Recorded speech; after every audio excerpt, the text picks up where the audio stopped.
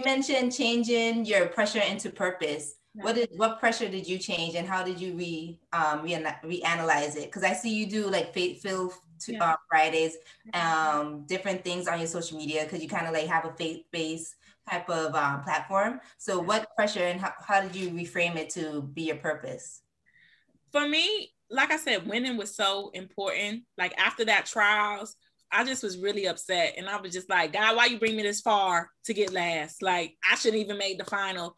And, you know, I kind of got I felt God talking back to me, you know, later in that day. And he was just like, Jessica, if you never win another medal, if, you know, you never win another race, if you're never able to run again, like, will you still proclaim like your faith? Will you still tell people that I'm good and, you know, that they should have follow God, and why should they do it? Or are you just following me because, you know, you think when you do good, I love you, and when you don't do good, I love you less, or I don't care about you as more? And I'm like, my question, I'm like, of course I will. But it was a really tough question. I'm like, dang, a lot of this, you know, a lot of my faith was based in, you know, with that mindset, that whole, you know, when I do good, you know, I'm rewarded, or when I sin, God takes away from me, rather than, you know, what am I, you know, this might just be a test, or this might be a lesson. This is just a part of my story and my purpose. And so for me, you know, that's why I say joy in the journey, because, you know, I feel like I got my life verse from that. I got a lot of things, and I was just like, man, I got to find something to joy in, because I'm at a low point in my career. Like, I can't joy in no medals because I ain't getting none. I can't joy in making the team because I got last, so I'm not going. Like, what do I got to be happy about in this sport? Nothing. And so I was like, well, you know, it's not all, you know, learning about my injury, I'm like, it's not all over. You know, they were like, you know, 50-50 chance with surgery.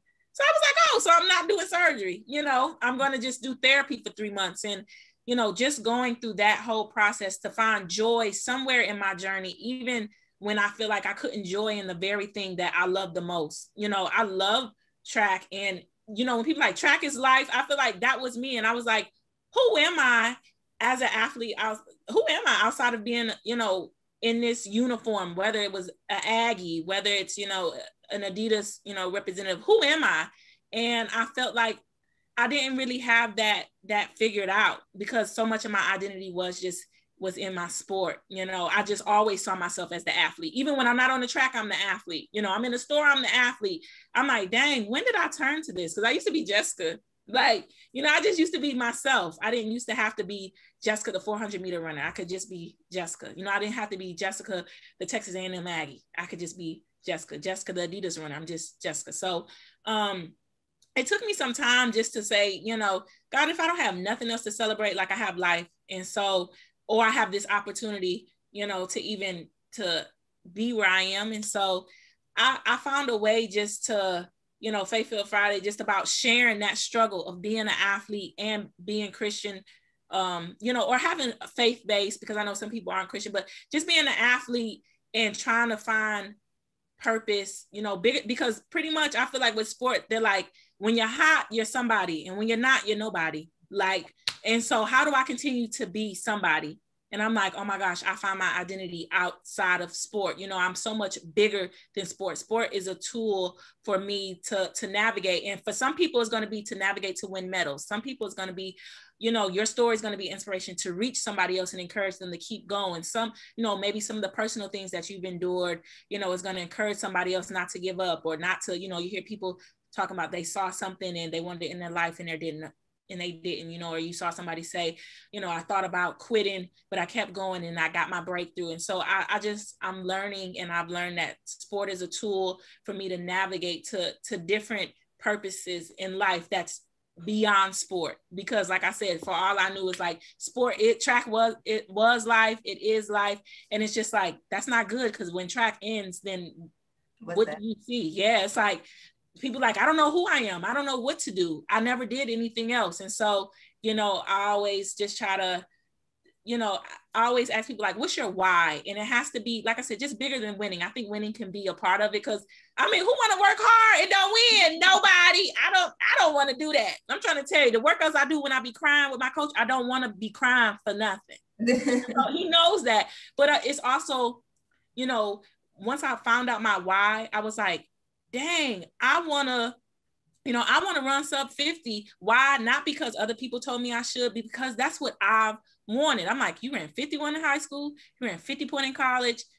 I want to run 49. Like, and why? Because that's what I want for me. I want to see how far I can push myself. I want to be able to sacrifice things and work hard and see where that gets me. That's why I'm doing it. Everything else is just a bonus. People cheering for me is a bonus. People supporting me and congratulating me is a bonus. But I also know what life is like when I don't have any of that. Because like I said, I wasn't winning. I was getting 5th at USA, 6th, 4th, 7th, and nobody was telling me good job. I mean, my mom was, but she, she's like, you still a champion to me. I'm like, I don't want to hear that. I got 7th. I ain't no champion. But to know that, the people who love you and support you, they're always gonna love you and support you, whether you're at the bottom or the top. That's what, I realized I'm not necessarily doing it for them, but I'm glad that when I do it, it's them saying, I knew you could. I always knew you could. I knew you would, or, I'm proud of you anyway. And so that's how I've been able to just do that, to just realize that I'm so much bigger than sport, but sport is this vehicle that helps me navigate through different parts of life. And, it's just something, I'm 10 years in the game and I'm like, dang, sport really got me traveling to places and meeting people, creating relationships with people. It's not just about when I've met so many people through track and field and just through, sport and how it's helped my body. People at the store, like, oh my gosh, hey.